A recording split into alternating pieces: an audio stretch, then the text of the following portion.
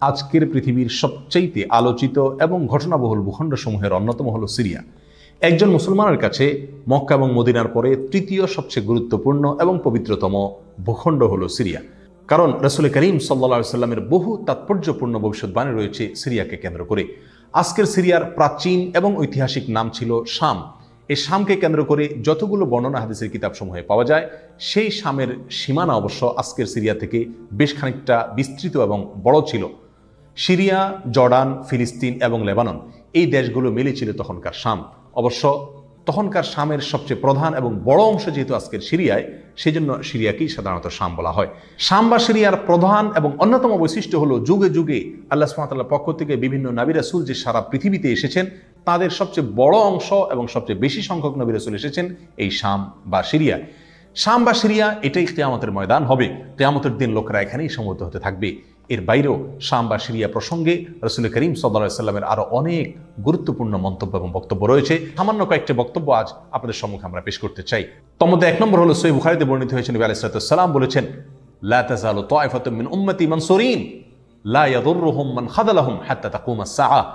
অর্থাৎ আমার উম্মতের মধ্যে একটা বিশেষ শ্রেণী, বিশেষ কিছু লোক থাকবে, একটা দল থাকবে যারা সত্যের পক্ষে লড়াই করতে থাকবে, আল্লাহর সাহায্য তাদের সঙ্গে থাকবে এবং তারা এই সত্যের পক্ষের লড়াইকে অব্যাহত রাখবে কিয়ামত কায়েম হওয়া পর্যন্ত। তাদেরকে যারা পর্যদস্ত করতে চায়, অপমান করতে চায়, ক্ষতি করতে চায়, তাদের কেউই তাদের কোনো ক্ষতি করতে পারবে না। এই হাদিসে নবী আলাইহিস সালাম যে দলটির কথা বলেছেন, যারা সাহায্য প্রাপ্ত হবেন আল্লাহর পক্ষ থেকে এবং যারা অটল অবিচল থাকবেন সত্যের উপরে কিয়ামত পর্যন্ত, যাদেরকে কেউ অপদস্থ করতে পারবে না, সেই দলটি কারা এবং তাদের অবস্থান কোথায় হবে, এই প্রসঙ্গে সহিহ বুখারীতে নবী আলাইহিস সালামের একাধিক সাহাবায়ে কেরামের মন্তব্য রয়েছে, যারা বলেছেন যে এখানে যে দলটির কথা বলা হয়েছে তারা হলেন সিরিয়ায় অবস্থানকারী হবেন এবং এটা হবে কিয়ামতের ঠিক আগ মুহূর্তে। তাবরানীর এক বর্ণনা, নবী আলাইহিস সালাম নিজেও বলেছেন আল্লাহ সাহায্যপ্রাপ্ত সেই দলটি থাকবে সিরিয়ায় বা শামে। সিরিয়া প্রসঙ্গে দ্বিতীয় হাদিসটি বর্ণিত হয়েছে সহিহ বুখারীতে। বিখ্যাত সাহাবী আব্দুল্লাহ ইবনে ওমর রাদিয়াল্লাহু তাআলা আনহু বলেছেন, রাসূল করিম সাল্লাল্লাহু আলাইহি ওয়াসাল্লাম ইরশাদ করেছেন, আল্লাহুম্মা বারিক লানা ফি শামিনা ওয়াফি ইয়ামানিনা, অর্থাৎ আল্লাহ আমাদের সিরিয়ায়, আমাদের ইয়ামানে আপনি বরকত দান করুন। এই কথা বলার পরে উপস্থিত লোকেরা বলল, ইয়া রাসূলুল্লাহ ওয়াফি নাজদিনা, আমাদের নজদেও আল্লাহ বরকত দান করুন, সেই দোয়া করুন আপনি।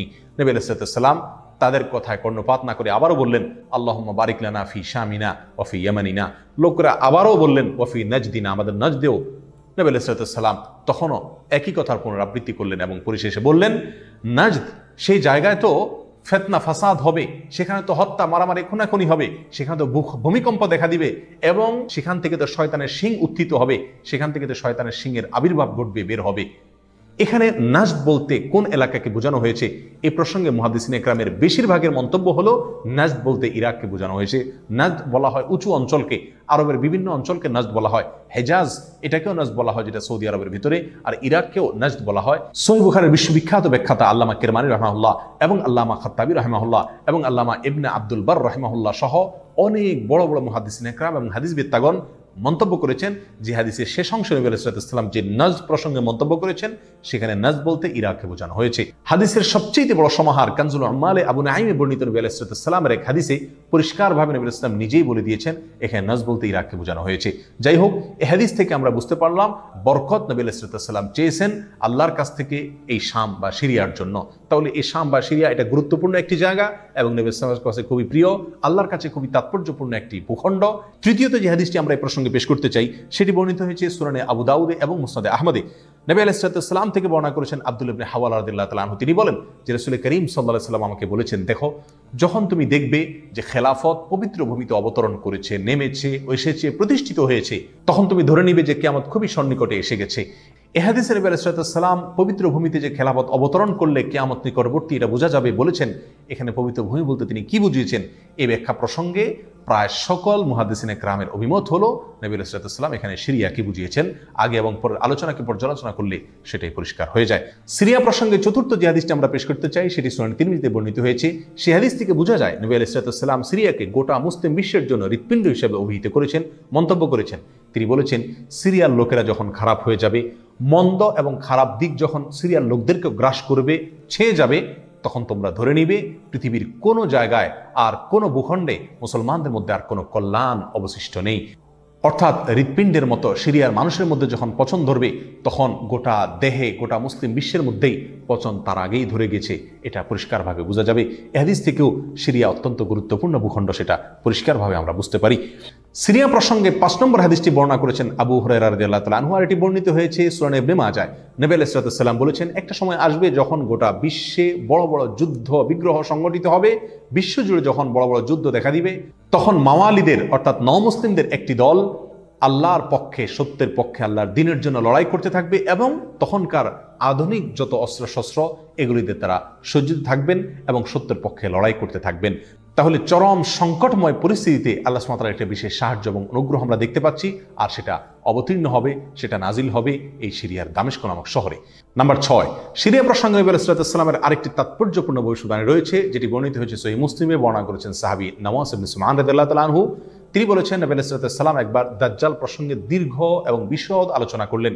একটা পর্যায়ে এসে তিনি বললেন, কিয়ামতের পূর্বে আল্লাহর নবী ঈসা আলাইহিস সালাম যে আসমান থেকে অবতরণ করবেন পৃথিবীতে, তিনি অবতরণ করবেন মূলত সিরিয়ার দামেস্ক নামক শহরের, বর্তমান যে রাজধানী সেই দামেস্ক শহরের পূর্ব অঞ্চলের একটি উঁচু এবং সাদা মিনারায় তিনি অবতরণ করে দুনিয়াতে আসবেন।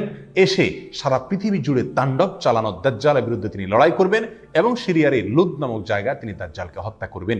একজন মুসলমানের কাছে যে সিরিয়ার ভূখণ্ডটি অত্যন্ত তাৎপর্যপূর্ণ তা পরিষ্কারভাবে হাদিসের মাধ্যমে ফুটে ওঠে।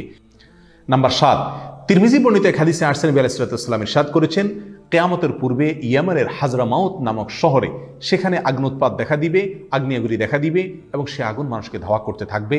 সেই পরিস্থিতি আসলে কিয়ামতের ঠিক পূর্ব মুহূর্তে আমরা কি করব, এই প্রসঙ্গে সাহাবায়ে কেরাম নবী আলাইহিস সালামের কাছে দিক নির্দেশনা চাইলে তিনি বললেন, আলাইকুম বিশাম, তোমরা শাম বা সিরিয়ায় গিয়ে আশ্রয় নিবে। অন্য এক হাদিসে আসছেন, নবী আলাইহিস সালাম বলেছেন, একটা সময় আসবে যখন 3টা জায়গায় একসঙ্গে যুদ্ধ চলবে, সিরিয়ায় এবং ইয়েমেনে এবং ইরাকে।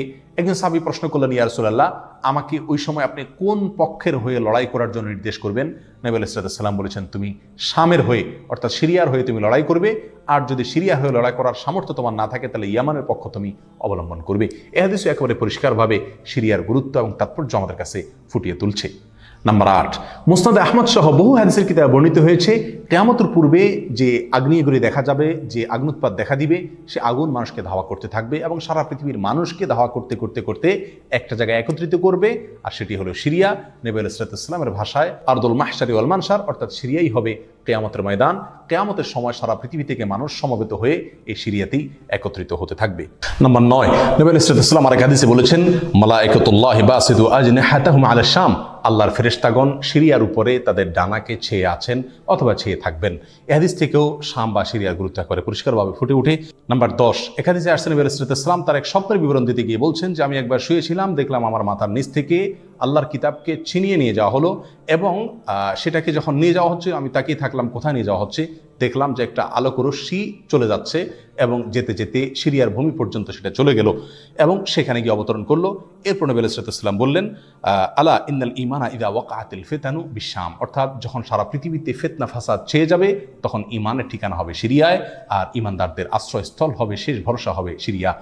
সম্মানিত ভাই বন্ধুগণ, এই হাদিসগুলো থেকে পরিষ্কারভাবে ফুটে উঠলো যে মক্কা মদিনার চাইতেও ঘটনা বহুল হবে কিয়ামতের পূর্ব মুহূর্তে শাম বা সিরিয়া নামক ভূখণ্ড।